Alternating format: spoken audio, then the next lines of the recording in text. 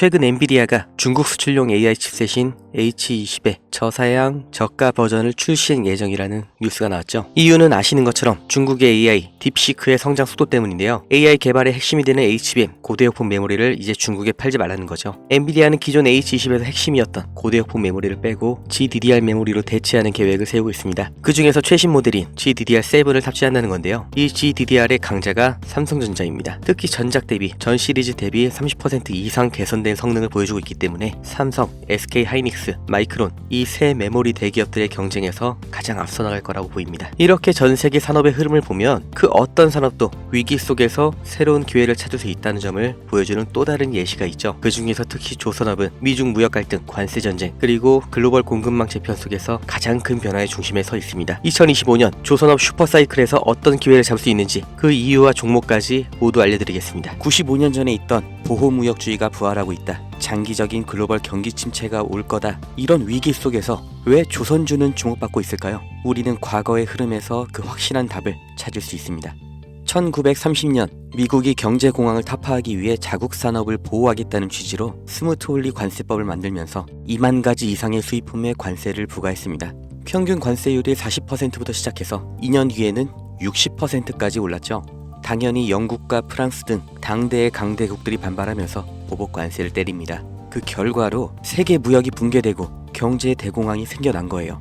이때 전 세계가 배웠죠. 보호무역이라는 게 전 세계의 경제를 침체시키는구나. 그래서 1947년 가트가 출범하면서 관세 철폐가 시작됩니다.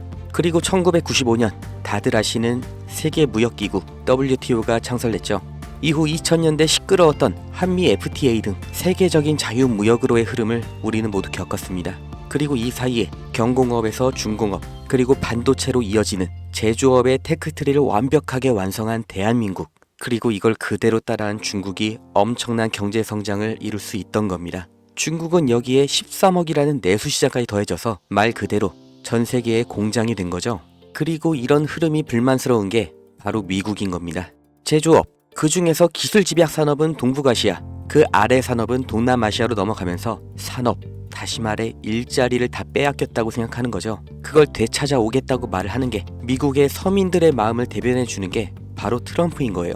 미국 대통령이, 그리고 백악관의 참모들, 정말 세계 최고의 인재들이 지식이 없어서 아니면 다 같이 동시에 미쳐서 관세 전쟁을 만든 게 절대 아니라는 거죠. 다 같이 잘 살자라는 자유무역주의를 깨고 우리만 잘 살겠다, 그러니까 우리로 들어와라 하는 겁니다. 25년 4월 2일 트럼프가 해방의 날 선언을 합니다. 세상에서 가장 힘세고 자유로운 미국이 어떤 해방을 말하는 걸까요? 경제 해방, 바로 다 같이 잘 살기 위해 제1강대국이 품어야 했던 희생, 바로 국가 부채로부터 해방하겠다는 거죠. 이게 과연 성공할 것인가는 알 수가 없지만 이 일련의 흐름의 결과, 이건 우리가 확실히 알 수가 있고 실제로 지금 눈앞에 닥친 일입니다. 그게 바로 제조업의 이전이죠.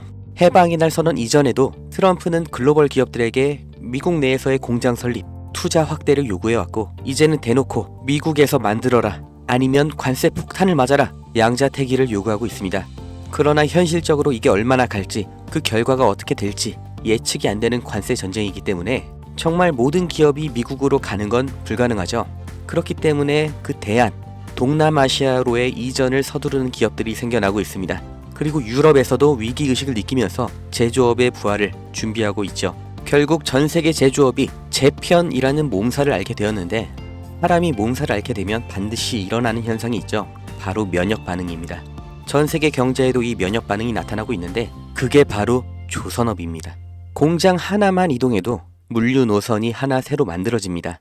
새 항로, 이건 다시 말해 신규 선박 수요를 의미하죠. 그렇기 때문에 트럼프의 선박 구매 언급은 이미 예정되어 있던 수순입니다.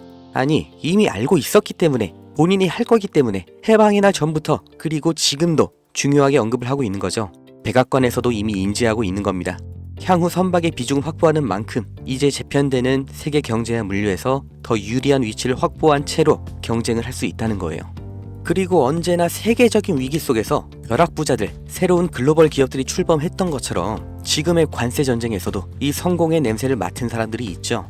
국내에서도 현대미포조선을 비롯한 조선주들이 급격한 관심을 받게 된 게 이 미중 무역 갈등 시점부터인 걸 보면 명확하게 확인할 수 있는 겁니다.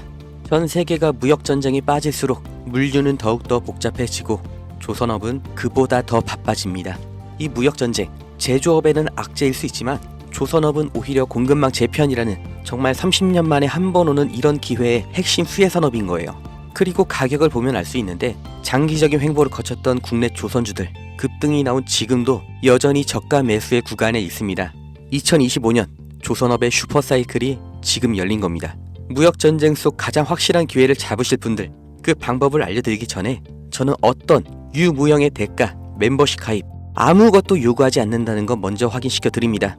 제게 오는 연락 중에 30% 이상이 유료 리딩방 업자, 종목만 빼가서 저를 사칭해서 금전 요구하는 사람들 계속해서 문자로 제보를 받고 있기 때문에 이 오는 연락들 일일이 수작업으로 확인한 다음 어떤 대가도 요구도 없이 드리고 있습니다.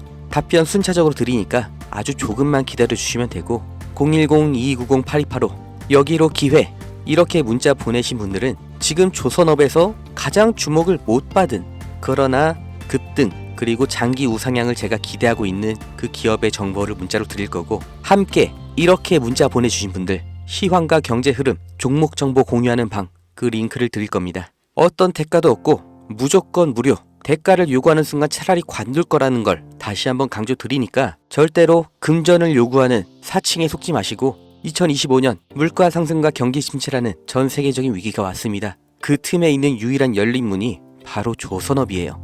흐름에 휩쓸리는 사람은 영원히 앞으로 대대로 서민이겠지만 오히려 이런 위기에서 언제나 벼락부자는 생겨났다는 걸 반드시 기억하셔야 됩니다.